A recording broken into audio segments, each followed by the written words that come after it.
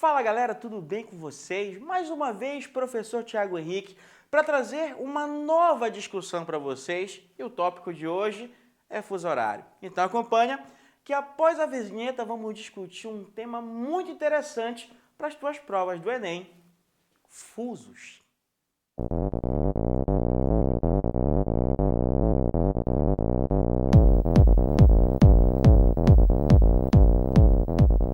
Bom, hoje a nossa discussão com fusos leva em consideração um dos parâmetros iniciais da cartografia, que é justamente um parâmetro que necessita que tu compreendas o movimento da Terra, que é o movimento de rotação. O meu primeiro ponto sobre esse movimento de rotação, como vocês podem perceber, é que esse movimento ele tem algumas características. Por exemplo, ele é um movimento que vai ocorrer sempre num sentido oeste para leste. Além disso, também é um movimento que caracteriza-se por ter uma duração aproximadamente 24 horas. Na verdade, precisamente 23 horas, 56 minutos e 4 segundos. Deixa os 24 horas. Temos um sentido sempre de oeste para leste e, como vocês percebem, quando a Terra dá uma volta completa em torno do seu próprio eixo, esse giro completo é um giro de 360 graus, que é a distância angular percorrida pela Terra. E a consequência disso são os dias e as noites, ou seja, a diferença de insolação entre uma área e outra área da superfície terrestre. Nesse caso especificamente, se eu analisar e perceber, quando a Terra está girando nesse sentido, eu posso analisar que essa região toda que está escura é noite, essa região que está clara é dia. Se os raios solares estão vindo por este lado, tu percebes então que nesse ponto seria meio-dia. Aqui aproximadamente está amanhecendo 6 horas da manhã e do outro lado aproximadamente meia-noite. Nesse ponto, o que é interessante nós analisarmos? Sabendo disso, o ser humano, conhecendo esse movimento, pegou esse movimento de 360 graus e dividiu os 360 graus pelo tempo que a Terra leva para dar uma volta completa. Ou seja, essa volta completa de 360 graus a Terra faz em aproximadamente 24 horas.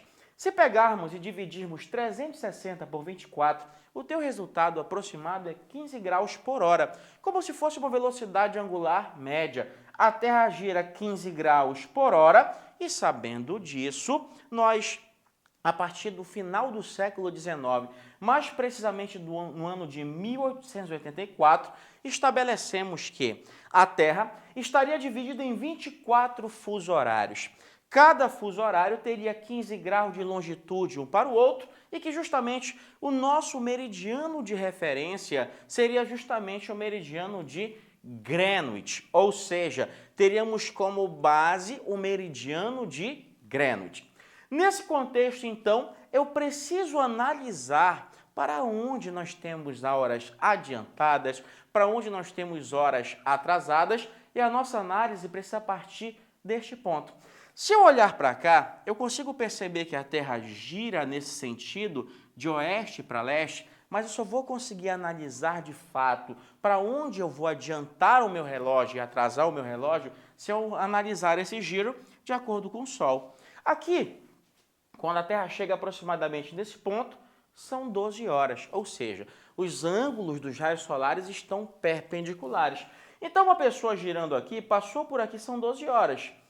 Como ela gira 15 graus e há 1 hora atrás eram 12 horas, ela girou 15 graus, 13, 14, 15. Então, tu vai perceber o seguinte: por conta desse movimento de rotação da Terra, que ocorre sempre de oeste para leste, a gente tem a percepção que o Sol, ele nasce ao contrário desse movimento. Então, tu tem a percepção que o Sol está nascendo de leste e se pondo em oeste. Então, a gente vai perceber que os raios solares começam de leste e vão se pôr em oeste. Então, o movimento aparente do Sol, ele tem esse sentido, de leste para oeste. Por conta disso, todas as horas que estão para leste vão apresentar um acréscimo, ou seja, nós temos que adiantar o nosso relógio todas as vezes que nós formos para leste, a cada fuso, em 1 hora. Então,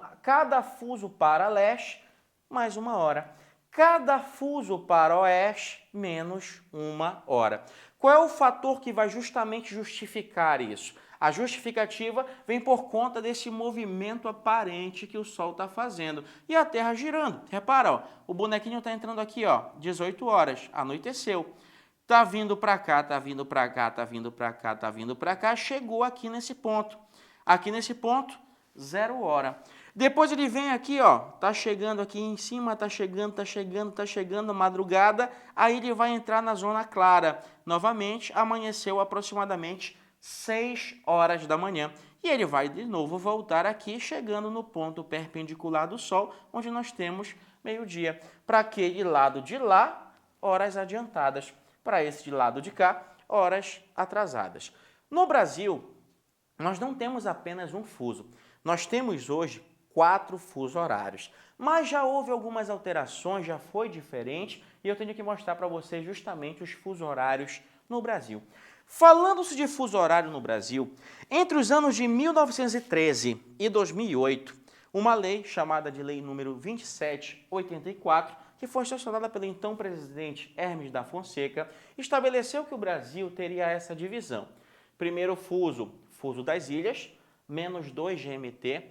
Menos 2 GMT significa menos 2 horas, ou seja, atrasado 2 horas no meridiano de Greenwich. Então nós tínhamos o primeiro fuso brasileiro 2 horas atrasado se comparado ao meridiano de Greenwich. Aqui nós tínhamos o segundo fuso brasileiro, que pegava justamente essa porção. Toda essa área é a área do segundo fuso, menos 3 GMT, que também era o fuso da capital, Brasília, que na época não existia, mas a partir da década de 60, sim. Então, o nosso segundo fuso. Temos aqui também o nosso terceiro fuso do Brasil, e aqui, justamente, menos 4 GMT, 4 horas atrasado se comparado ao meridiano de Greenwich, e temos, nesse caso, até o ano de 2008 também, o fuso dessa região do Acre, o menos 5 GMT, o nosso quarto fuso. Só que no ano de 2008 houve uma mudança. O então presidente na época, Luiz Inácio Lula, acabou fazendo uma alteração nessa mudança, uma alteração nesses fusos. E essa alteração logo de cara presta bem atenção no que vai acontecer aqui.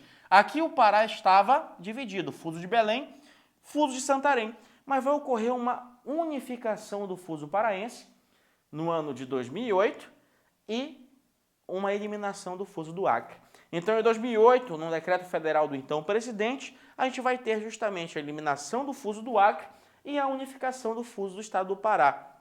Isso só veio a mudar no ano de 2013. Aí tu fala, o que aconteceu, Thiago? Em 2013, a população da região do sudoeste do Amazonas e do Acre, a partir de um plebiscito, decidiu que eles queriam o retorno do seu fuso. E foi justamente quando 56,8% da população quis a criação novamente do seu fuso, e a partir de então nós temos essa característica dos nossos fusos. 4 fusos, lembrando, os fusos que estão mais para leste estão mais adiantados e os fusos mais para oeste estão mais atrasados, isso no caso do território brasileiro. Acompanha comigo que nós vamos colocar um exemplo de uma questão de como isso pode ser cobrado na prova de vocês. Mas desde já, eu quero que tu possas aí fazer o acompanhamento nas tuas revisões, faz o acompanhamento das nossas playlists, deixa o teu like, as tuas dúvidas, o teu dislike, ou seja, deixa a tua sinceridade. Se a aula te ajudou, principalmente, te inscreve no canal e ajuda o nosso canal a continuar produzindo esse conteúdo para vocês. No mais, um abraço a todos. Tchau, tchau, pessoal.